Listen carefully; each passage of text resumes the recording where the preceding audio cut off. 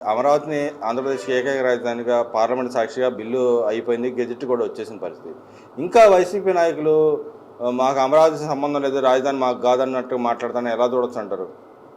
అతను ఆ పిచ్చి మనుషులు పిచ్చి భ్రమలో ఉన్నారు. ఇంకా ఉమ్, అదంతా జనాన్ని మభ్యపెట్టి పిచ్చి పిచ్చి పనులు ఏదో రెచ్చగొడుతుంది తప్ప ఉమ్, అది ఏమి చేయలేము, అది అక్కడి నుంచి కదలదు.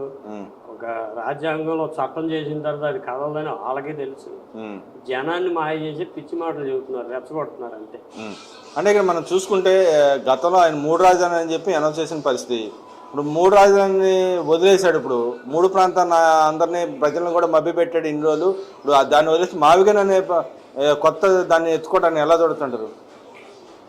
మావిగన్ అనే పదానికి ఎందుకు పెట్టాడంటే, నా అభిప్రాయం అంటే ఈ అదే చట్టాలని రేపు తను ఒకవేళ పొరపాటున ఏదైనా వచ్చినా ఈ చట్టాలని ఇవన్నీ ఏమి మార్చకపోయినా, ఎన్టీఆర్ హెల్త్ యూనివర్సిటీ ఊరిని బోర్డు మార్చాడు చూడండి, కాగితాల్లో మార్చలేకపోయాడు, బోర్డు మార్చాడు కదా.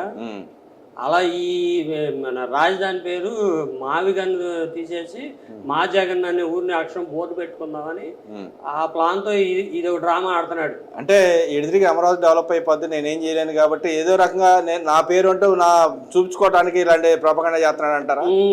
ఈ బురద చల్లి ఈ బురదీళ్ళు కడుక్కునే లోపు ఇవన్నీ అయిపోతాయి, మనం వాళ్ళు ఏమి చేయలేను కనుక కనీసం బురదన్నా చల్లాలి వాళ్ళ మీద.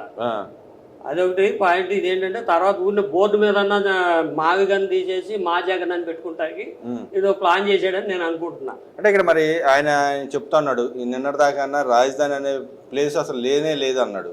ఇప్పుడు రాజధాని ఏర్పాటు జరిగింది. అంతకుముందు 3 రాజధాని అని ఆయనే చెప్పాడు. రివర్స్ మళ్ళీ తీసుకుని వెనక్కి వెళ్ళిపోయి బిల్లు వెనక్కి తీసుకున్న పరిస్థితి. ఇప్పుడు రేపు పొద్దున వస్తే నేను మారుస్తానని చెప్పి అంటున్నాడు. గతంలో ఉండగానే చట్టం కాకముండానే పార్లమెంట్లో చట్టం కాకముందే మార్చలేని మనిషి ఇప్పుడు ఎలా మారుస్తాడని నమ్ముతున్నారు? అసలు జనం నమ్మట్లేదండి.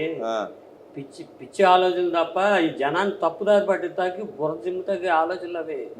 తను మార్చలేనని తనకి తెలుసు, అసలు ఏమి చేయలేనని తనకి మొత్తం తెలుసు.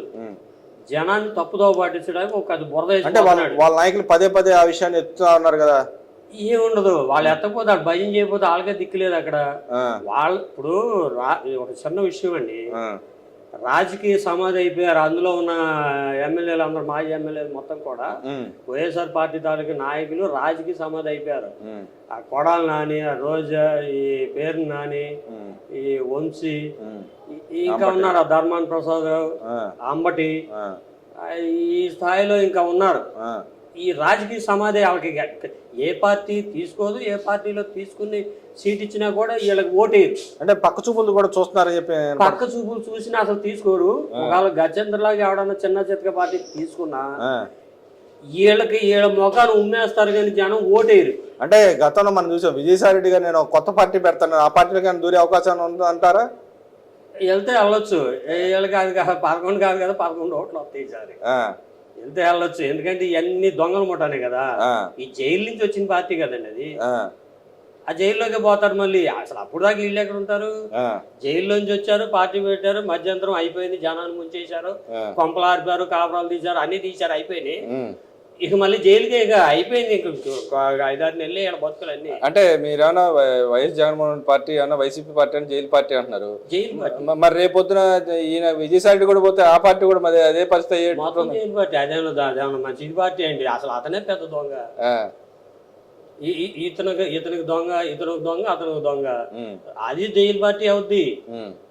ఏది కూడా 11 సీట్లు కాదండి, 11 ఓట్లు వస్తాయి వాళ్ళకి రేపు. అంటే మనం ఇక్కడ చూసుకుంటే ఆయన అనౌన్స్ చేసిన ఏదైతే కారిడార్ ఉందో ఆ కారిడార్ డెవలప్మెంట్ అవడానికి ఎంత సమయం పట్టే అవకాశం ఉంది? అమరావతి అన్న దాదాపు కనీసం 20,000 కోట్లు ఖర్చు పెట్టలేదు, ఎన్ని సంవత్సరాలు మీరు కడతారని చెప్పి గవర్నమెంట్ని అడుగుతుంటే మరి ఆయన పెట్టిన కారిడార్ ఎన్ని సంవత్సరాలు అవుతుంది అంటారు? ఈ డెవలప్మెంట్ అనేది ప్రాసెస్ జరుగుతూ ఉంటుంది. స్టార్ట్ చేస్తే ఈ బడ్జెట్ కొంత, ఈ బడ్జెట్ కొంత, అంటే దానికే మొత్తం ఒకే రోజున పెట్టేసి జనాన్ని అందరిని రోడ్డు మీద వేయదు కదా. గవర్నమెంట్ పాలసీ ఏంటి? ఇప్పుడు పోలవరం ఉంది, ఒక ప్రాజెక్ట్ స్టార్ట్ చేశారు, అది నడుస్తుంది కదా, ఒక 4 నెలలు అటు ఇటు అవుతుంది, చేస్తారు. అంతేగాని డెవలప్మెంట్ ప్రాసెస్ అనేది ఏదో 1,00,000 కోట్లు పెట్టాలి, 2 లక్షల కోట్లు ఒకేసారి తెచ్చి ఎక్కడే ఎవరు పెట్టి ఇతను పెడతాడా? ఇతను చేశాడా? మరి ఇతను చేయలేకపోయాడు. 5 సంవత్సరాలు ఏం చేశాడు?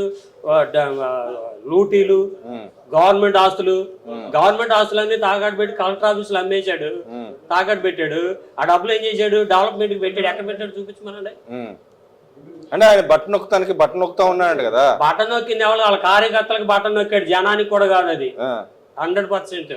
అంటే ఈ పార్టీ తీసుకొచ్చిన 3 లక్షల కోట్లు ఎవరికి నొక్కట్లేదని చెప్పి మాట్లాడుతూ ఉన్నాడు కదా. వీళ్ళు ఎలా వెళ్తున్నాయి? జనానికి వెళ్ళమంటే బాగానే మాట్లాడుతున్నారు, జనం అంతా బాగానే ఉన్నారు. అతను నొక్కిందంతా కార్యకర్తలకి నొక్కాడు, వాలంటీర్లకి, కార్యకర్తలకి వాళ్ళకి దోసి పెట్టాడు, శుభ్రంగా ఇది చేశాడు. ఇవాళ ఏం చేస్తాడు? ఇంకా చేసే అతను అసలు లేదండి, అయిపోయింది. జైలు పార్టీ జైలు నుంచి వచ్చింది, మళ్ళీ 6 నెలల్లో జైలుకి వెళ్ళిపోతుంది. అంటే ఇక్కడ మరి ఆయన చెప్తా ఉన్నాడు, నేను మళ్ళీ పాదయాత్ర చేయబోతున్నాను, వీళ్ళకి 2.5 సంవత్సరాలు అయిపోయింది, నేను వస్తే మళ్ళీ సినిమా చూపిస్తాను, నా పాదయాత్ర జరిగేంత కాలం అని చెప్పి మాట్లాడుతా ఉన్నాడు. పాదయాత్ర జైల్లో చేయాలి, ఇక జైల్లో చేయాలి పాదయాత్ర. అంటే తలకాయ కింద కట్టి కాళ్ళు పైకెత్తి తిరిగితే అది వేసినా 11 ఓట్లు వస్తాయి. సరే గుర్తు పెట్టుకోండి. జైలు చిన్న గోడలు కండి, దాంట్లో చేస్తాడండి. దాంట్లోనే చేసేది. ఇక రోజుకు 1 కిలోమీటర్ ఏదో గ్రౌండ్ ఉంటది కదా, అందులో తిరగడం తప్ప ఏముండదు. ఇక అదేందండి, నా జనాల్లో పరపతి ఉంది, దాదాపు 30% నా వెనకాలే ఉన్నారని చెబుతా ఉన్నాను. చీపురు మీద ప్యాడ్ నీళ్ళు వేసుకొడతారు వెళ్తే. మరి ఇక్కడ చూసుకుంటే అమరావతికి దాదాపు వీళ్ళు 2 లక్షల కోట్లు ఖర్చు పెడతాను, అనవసరం ఖర్చు. నేను 30,000 కోట్లు ఖర్చు పెడితే చాలని పోయిన వారం చెప్పిపోయాడు, మళ్ళీ ఇప్పుడు కానీ 20,000 కోట్లకు వచ్చాడు. ఎందుకని ఆ తేడా వచ్చింది అంటారు? అసలు తను ప్రేతాత్మతో మాట్లాడతాడు, తన మాట మీద తనకే నమ్మకలేదు. ఇప్పుడు పొద్దున్న చెప్పింది తనకి మధ్యాహ్నం గుర్తుండదు. అదేనండి, అంతే. తన నైజం అంతే. ఈ పూట ఒకటి చెబుతాడు, సాయంత్రం ఒకటి చెబుతాడు, మరి రేపొద్దున మళ్ళీ మారుతాడు. అంటే ఇప్పుడు మన ఉత్తరాంధ్ర నాయకులని మా ప్రాంతాన్ని మాకు కావాలా, మా అభివృద్ధి జరగట్లేదు వాళ్ళు పోరాడుతూ ఉన్నారు. మరి ఈయన ఇక్కడ కృష్ణా జిల్లా, గుంటూరు జిల్లా మధ్య ఈయన పోరాడుతూ ఉన్నాడు. అంటే వాళ్ళ సమన్వయం ఎందుకు లేదంటారు? ఆ పార్టీ ఇంకా బతికిద్ది అంటారా? అసలు బతకదండి. ఆ నాయకులకి మొత్తానికి తెలుసు ఇది ఎలా బతికేది లేదు, చచ్చేది లేదు. మనం మొత్తం జైలుకి పోవటం ఏదో రకంగా 4 రోజులు అట్టాగే రోడ్ల మీద పోరాడితే ఏదైనా జనంలో ఉనికన్నా వస్తుంది అనుకుంటున్నారు. జనం ఎప్పుడో పేడ నీళ్ళు పోసారు, వాళ్ళకి అయిపోయింది, సీన్ క్లోజ్. మరి ఇక్కడ చూసుకుంటే నేను మాట్లాడుతాను, మా వైసీపీ మహిళల గురించి పెద్దగా ఇప్పుడు ప్రోపగండా చేస్తూ ఉన్నాడు. మా మహిళల గురించి ఏబిఎన్ ఆంధ్రజ్యోతిలో రాసినా కూడా ఖండించలేదు అని చెప్పి మాట్లాడుతూ ఉన్నాడు. నిజంగానే వైసీపీ మహిళల గురించి అంత నీచంగా ఏబిఎన్ పేపర్లో, ఆంధ్రజ్యోతి పేపర్లో రాశారంటారా? బయట పెట్టాలిగా. ఎవరి మీద రాశారు, ఏ మహిళలు కించపరిచారు, బయట పెట్టమని రుజువు తీసుకురామని. వీళ్ళకి నిజంగా దమ్ము ఉంటే ఆ విషయాన్ని ఏ మహిళని కించపరిచారో బయటికి పెట్టమని రుజువు తీయమనండి. బయటికి ఎక్కడ పొరపాటును కూడా అది ఏం జరగలేదండి. వీళ్ళది మావి కానీ పిచ్చి ఉంది కదా, దాన్ని మాఫీ చేసుకోవడానికి ఇది లేపారు.